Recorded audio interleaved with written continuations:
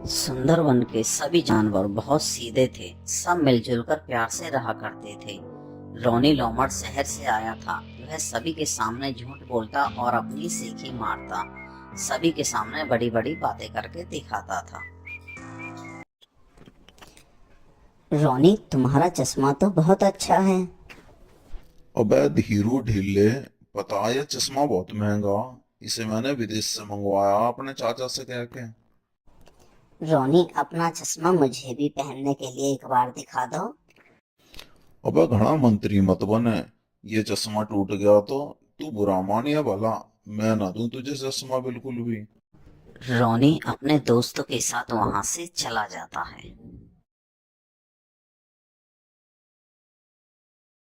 अगले दिन अबे तुम्हें पता, एक बार मैं शहर में रात को अपना घर जा रहा था।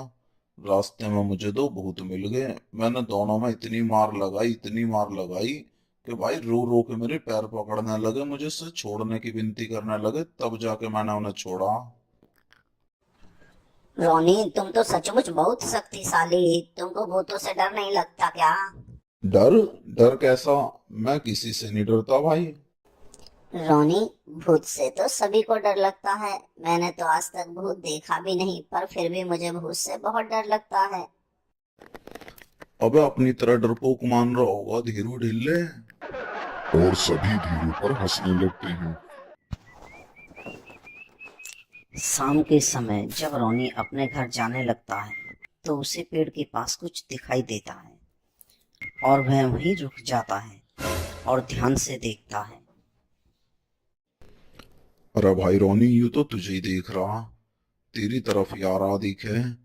भाई जान बचा के भाग ले यहाँ से अब तुरंत।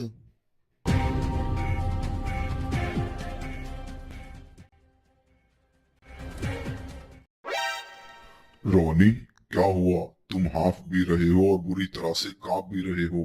कहाँ से आ भाग के आ रही हो इतनी रात में? अरे पप्पू, अरे पप्पू भाई, तुझे क्या बताऊं। अभी तालाब वाले रास्ते पे मुझे भूत मिला भाई। उसकी और मेरी लड़ाई हो गई घनी कैडी। अच्छा रोनी, फिर क्या हुआ?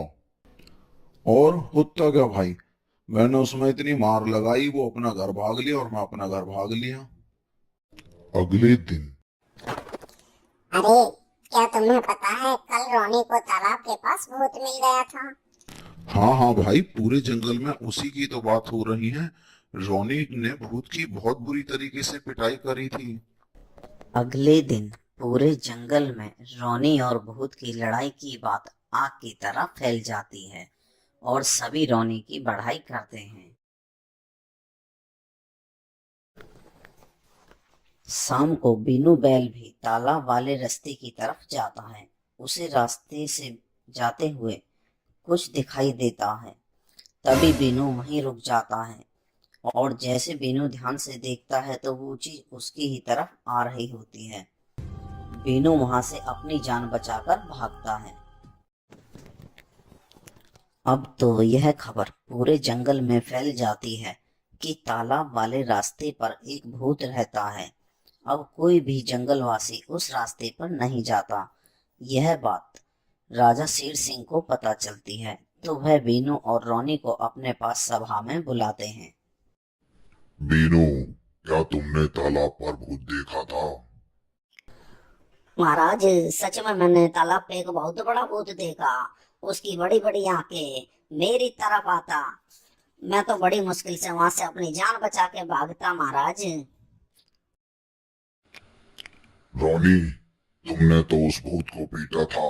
अब तुम उस भूत को पकड़ कर लाओगे।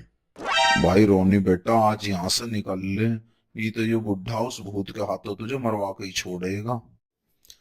महाराज, आज मेरी तबीयत घनी बिगड़ रही है। भाई कल रात में पक्का उस भूत को पकड़ के आपके सामने जरूर लाऊंगा।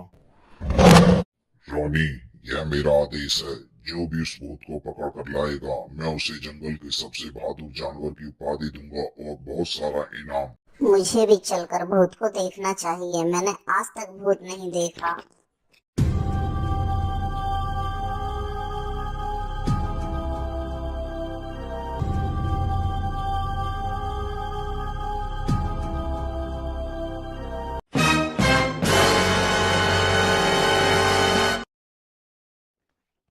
धीरू अगले दिन राजा शेर सिंह के पास आता है। महाराज, मैंने जंगल के भूत को पकड़ लिया है और मैं सभा में भूत को लेकर आऊंगा। भूत को मैंने एक जादुई बक्से में बंद कर रखा है। जंगल के भूत को देखने के लिए सभी जंगलवासी इकट्ठा हो जाते हैं। जब रोनी को यह बात पता चलती है तो वह भी सभा में पहुंच जाता है। अरे यू पिद्दी झूठ बोल रहा दिखे, यू तो खुद बहुत बड़ा डरपोक है। अगर ये झूठ बोलता तो महाराज शेर सिंह सच में इसका भूत बना देगा।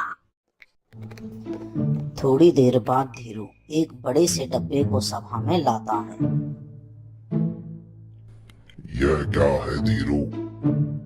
महाराज, जंगल का भूत इसी में है और इस भूत को रोनी और बीनू ही डब्बे से बाहर निकाल सकते हैं, क्योंकि रोनी ही जंगल के भूत को पीट के दोबारा बंद कर सकता है। रोनी और बीनू, तुम दोनों इस डब्बे को खोलो। और जैसे ही डब्बा खुलता है तो सभी की सांसें रुक जाती हैं।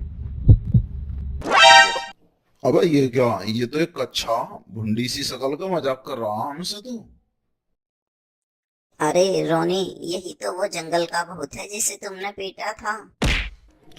अरे यह तो मेरे पापा का कच्चा है, इसी को तो मैं उस रात ढूंढ रहा था जो हवा में उड़कर कहीं चला गया था। और सभी जानवर जोर से हंसने लगते हैं। महाराज, यह कच्छा आंधी के कारण उड़ता हुआ तालाब के पास झाड़ी में फंस गया। जब रोनी और बीनू तालाब वाले रास्ते से जा रहे थे तो यह कच्छा हवा की वजह से हिल रहा था, जिससे रोनी और बीनू इसे भूत समझ बैठे और उन्होंने सारे जंगल में भूत की अफवाह उड़ा दी। मगर मैं भूत को देखने की इच्छा से जंगल में गया था। जब पास जाकर देखा तो यह जंबो चाचा का कच्छा था। धीरू, तुम तो सचमुच जंगल के सबसे बहादुर जानवर हो, और रोनी और बीनू, तुम अपने आप को सबसे बहादुर कहते हो। तुम इस जंगल के सबसे ज्यादा डरपोक जानवर हो, जो सिर्फ कच्छे से ही डर गई। राजा शेर सिंह के साथ साथ जंगल के सभी जानवर रोनी और बीनू पर हंसने लगते हैं। दोस्तों, देखा आपने, ज्यादा झूठ बोलने और बड़ी बड़ी बातें करने से आखिर में हंसी का पात्र ही बनना पड़ता है। इसलिए झूठ नहीं बोलना चाहिए। अरे भाई, अगर हमारी वीडियो पसंद आई तो चैनल को लाइक करो और सब्सक्राइब करो ऐसी वीडियो और देखने के लिए।